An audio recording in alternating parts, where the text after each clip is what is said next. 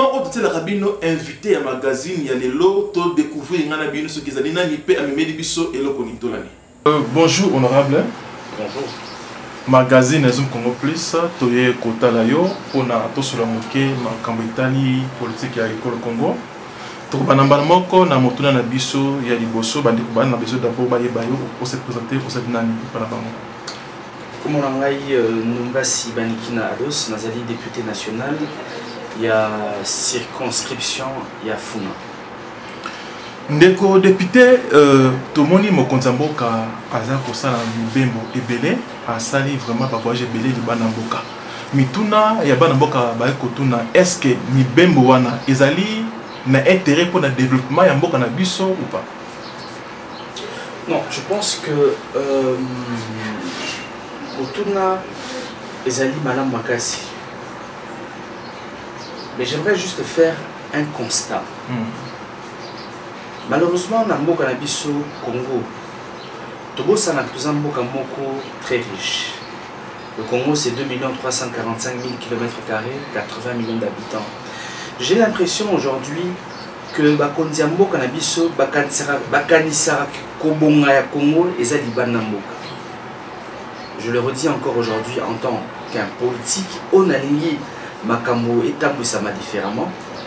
Je pense qu'aujourd'hui, la République démocratique du Congo a un travail à faire interne que externe. Nous ne sommes pas des mendiants. Le Congo est parmi les pays les plus riches au monde. Aujourd'hui, le travail qui doit être fait, travail interne, c'est-à-dire un travail de justice pour permettre aux investisseurs de vérité. Nous avons un travail à sécurité. C'est-à-dire quoi? Notre armée aujourd'hui est infestée de certains généraux au Bazali traîtres. Il faut faire un travail interne. Nous avons un problème de sécurité alimentaire dans le Congo. Belge, tu as aussi Sanzala dans le Congo. Français, tu as aussi Sanzala dans le Congo. Américain, tu as chinois, tu as aussi Sanzala dans le Congo. Bato ba aussi Sanzala. Na kati ya mboka na biso Congo, ezali biso moko ba congolais. Nous avons un sérieux problème aujourd'hui sur l'éducation, la gratuité de l'enseignement. Ce n'est pas la Belgique qui va régler nos problèmes.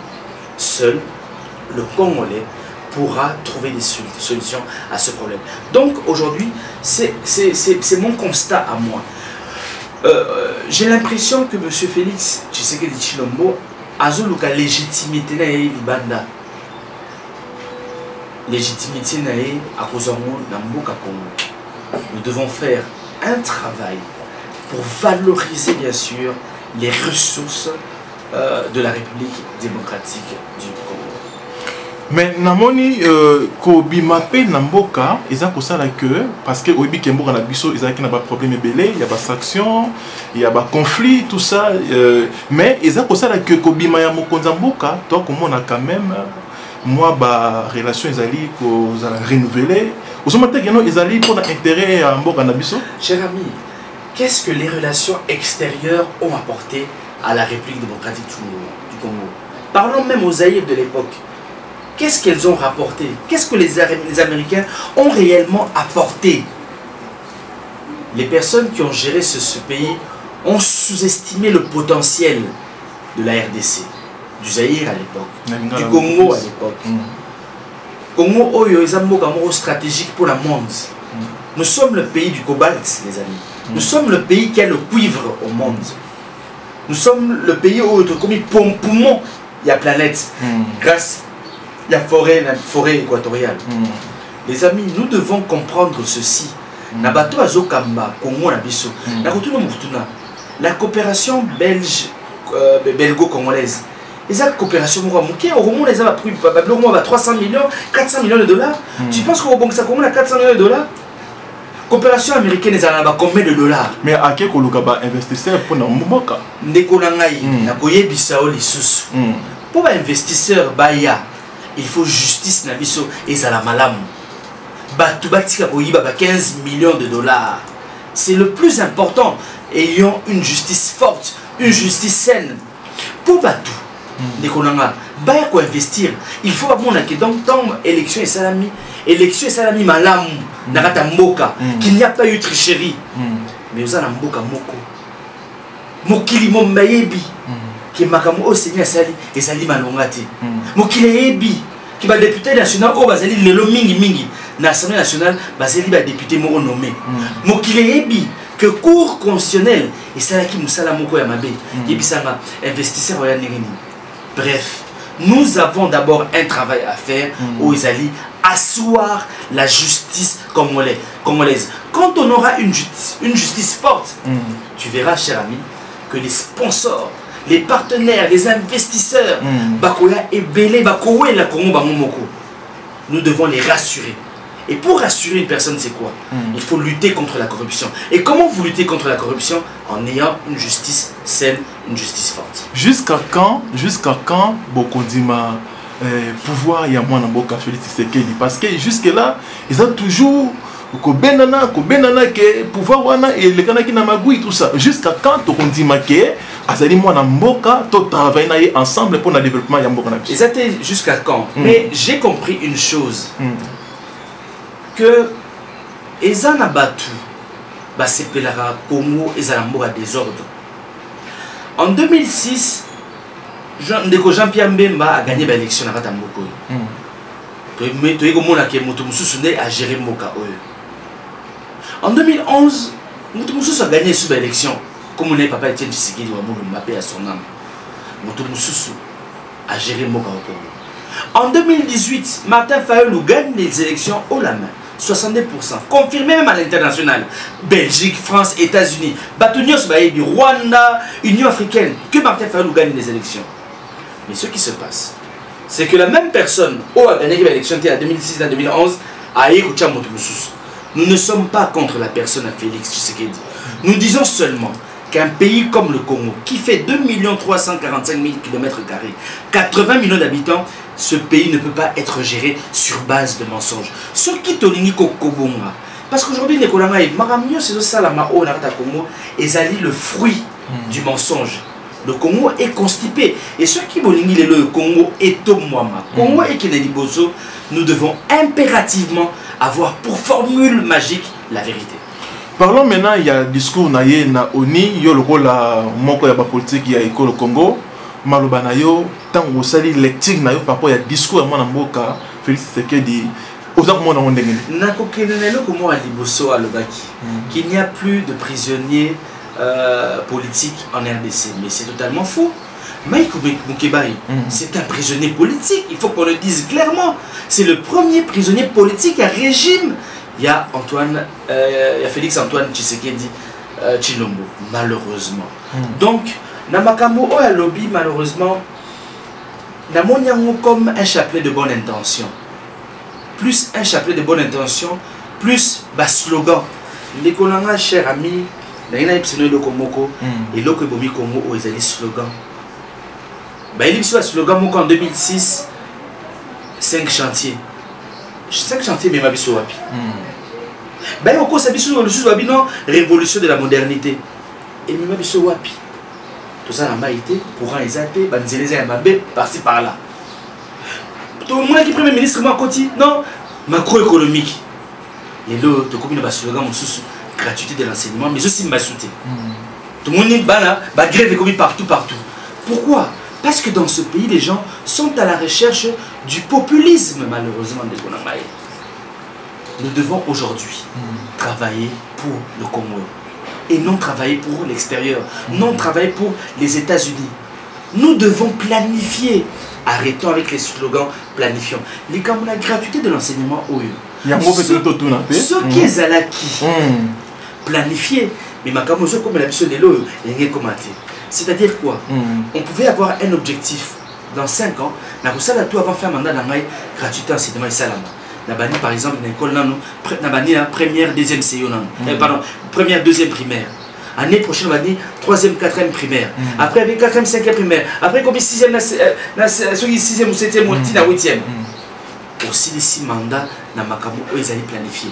Ce pays n'a pas besoin de slogan mais Mabé na ezali wa pitango a kotisiti na première mobimba ya ofele Mabé na ezali que lelo bana bazotanga bien sauté. Mabé na ezali que qualité enseignement ezali kokita. Mabé na ezali que ba professeur bazofuta maté grève ezali partout. Mabé na ezali que azo planifier té Atika Kosala slogan. On gère un pays en planifiant. Vous savez, je suis député de l'opposition. Ce qui s'est passé dernièrement, par exemple, je vous prends à témoin. Nous avons reçu Mboka au Congo ezali mafia. Mboka au Congo ezali mboka moko ya saleté makasi malheureusement. Babengisa kibiso un certain 31 août tous les documents au na Assemblée nationale. Ezali programme ya gouvernement. OK. Il y a monsieur, il y a président, il y a premier ministre Ilungamba. 16 pages. 16 pages. Puis quand on a un programme en haut à 16 pages. Nous avons géré comment on a 16 pages. Mais tu as un programme en haut, chronogramme ezati. Le calendrier ezati. Budget ezati. Mais budget tu ko voter ko proposer 7 millions. Le même jour où on a un discours il y a 36 pages. Il y a un peu de sous chiffres ezati, chronogramme ezati. Cher ami, on ne peut pas gérer un pays comme le Congo sans planification. Si Bana continue à comme premier ministre. Mon monsieur de Malakongo, député national, n'a pas géré. Pour moi, il y a un contrôle sur le gouvernement. C'est ça mon rôle de député national, pour contrôler le gouvernement. Il y a un chronogramme, un budget, n'a contrôlé au Ningeni. Voilà, Ningeni Boka au Congo et tout le temps que ça m'a. Ningeni à mafia, Ningeni à fou. Nous, les nouveaux, nous sommes politiciens, tout le bito de ma blocolante, il y a un autre mec qui n'a salle. Cher ami, changeons notre manière de faire la politique. J'aimerais dire autre chose. Au moment la mingi mingi, makamota mon ramala mon agombe. Gombe comme le symbole ya Kinshasa non. Gombe à cause de la symbole à Kinshasa. Kinshasa pèse ali maluka. Kinshasa ali makala. Kinshasa ali monkali. Kinshasa ali qui senso. Ozomona ndeko na ngai. Tango bozotonga ba soti muto na bino na boulevard. Est-ce que boyibi que commune na commune ko la makala direction elingesa. Mais baba na banzela oza ko faciliter na notre transport circulation. S'il vous plaît cher ami. Zwanzela o ici le président Martin Fayulu, le président élu à Salaki meeting nae. To Salaki meeting na direction elingesa. Direction elingesa c'est la direction où il y a 11 km. Donc ce qui les lots à 5 millions de dollars direction na elingesa et bongi. Problème mais yo bah il dit combien la présidence la niveau présidence de la République détournement des fonds et combien il y a plus de 15 millions de dollars bah Dieu ça le Béléango bah RFI bah le Béléango France 24 et le Béléango plus de 15 millions de dollars se sont volatilisés. Mais avec 15 millions de dollars on peut faire aujourd'hui 20 km de route si qu'on a maille. Pourquoi aujourd'hui bah se faire souffrir bah se déshumaniser population congolaise. Ils n'allaient pas si mingi la kati ya motema. Poti kolobela likambo ya funa où ils allaient circoncision na yo place ba ndeko ba fotaki yo totali mingi pe ba commune oyo tsimela la commune ya Makala ils allaient jusque là donc abandonné. Tout le monde ba député ba leka kuna ba député ya minene o ba leki kuna mais Makala ta route moko ya malonga ezalité ponani. Je pense Nakolobate que Nazali député moko exceptionnel. Mais ngai nombasi avec toute humilité, il y a un moment à la lamba et la lamba nanga ezali synonyme à humilité. Synonyme il y a travail. Nazu a bureau nanga na Makala pour justement dans le bela direction elingisa. Direction elingisa c'est comme nango ici ya full. Eza na insalubrité moko na tikala au monde na mutela kata mokili oyo. Bana bako sakala ko full makonongulu. Wenze ça la malikolo à full batu bako vanda likolo à full solo ya full taux de mortalité est tellement élevé on a déshumanisé l'homme congolais nazui bureau na kuna pona lobela elengesa mais na otiko sala piba mikanda kala mingi na sali mikanda na ngai so moni ba awa na mukana oyo na komeli na le vice-premier ministre et infrastructure travaux publics et reconstruction concerne réhabilitation et l'asphaltage de la route Elengesa. Tout ça na Elengesa na o ya commune yango moko wana o na commune à Bakala. On est par exemple direction Elengesa wana ndeko na ngai. Ceux qui va bongisa ko sali sa habitants ya Makala, ya Bumbu, ya Ngirinyiri, ya Kalango, ya Selembao, ya Monga Fula, ya Ngaba et même bandeko na biso ba otara Congo central. Et c'est une moko très importante. Tout le Béliango, n'a commis le bourgmestre, n'a commis le gouverneur de la ville de Kinshasa, n'a commis le premier ministre. Babou Misanzela et l'Ingresa. Na Moussala n'a député, na Sukiwanate. Car na Funa, tout ça n'a point à Bongolo. Moussigate na Binokaka Awa Oye et Baby et sa fille. Na Sengi, na gouverneur. Na ministre provincial, ministre de l'infrastructure, Babandela, Pont Yabongolo. Et ceux qui ont raté, sécurité sur l'avenue Nabandal, sur l'avenue Kassavou, entre Bakaya ou na Chibango. Et comme lieu mon accident Makasi, accident je salama tous les jours. La 5IP sécurité routière sur l'avenue Kassavou na Komi. Likamuna mai na funa na Komi nani Mokonzi a régi des eaux. Attendez la mission du Kambo. Ça fait plus d'une année. Mai par exemple n'est pas dans la Kala Mouzala sous-soutien. Comment lié toujours c'est la réponse. So c'est les réponses. C'est une réponse. Nous allons nous organiser. Nous allons organiser une marche pacifique. Tout autant on a bidon na biso. Tout critique la bombe bidon na liboso il y a régi des eaux. Bref, Ndekolabino honorable Numbasi Azosala Moussala d'ailleurs en tant que député. Député national, tout comme vraiment na soka, moi un mot pour na kin bopeto ozali lancé na mon amboka gouverneur. Je n'y crois pas. Je n'y crois pas. Je n'y crois pas parce que Naza contre Gentilin Mobila. Je n'y crois pas parce que Vision Naïza Mouki. Ville locale à Kinshasa, c'est une ville de plus de 10 millions d'habitants. Il faut savoir gérer la ville de Kinshasa comme on gère un pays. Tant nazo monde a déjà bato bazo kombo la balabala na nzete à kombo nazo monde a déjà qui ça ba aventure ce qu'on lingi lelo yo qui n'est comme bobeto mais luka ba engin ningi sala makala mboka sérieux luka ba engin luka ba camion. Faut mettre les moyens à la disposition des bourgmestres. Tant on se paie sa bourgmestre et mon roi à Kala mon 10 000 $, comme ça non. Ils allaient ba aventure. Bref, gérons le pays avec beaucoup plus de sérieux. Numéro dans ma téléphone est à 099 99 11 972 099 99 11 972. On appelle ça un numéro dans mail on a sur la base de WhatsApp. Bah et puis ça par exemple que les camoumou écoïtel na makali, les camoumou za na monkali, les camoumou tel za na mujimai, les camoumou tel na katanga. C'est comme aujourd'hui, on vient de vous m'envoyer des images. Il y a bateau à Bomina Makala. Donc après émission, il y a une de Makala pour Naïba, les Kamounini, Oyo et Salami Kuna. Pour travailler dans les députés et aller défendre le peuple congolais.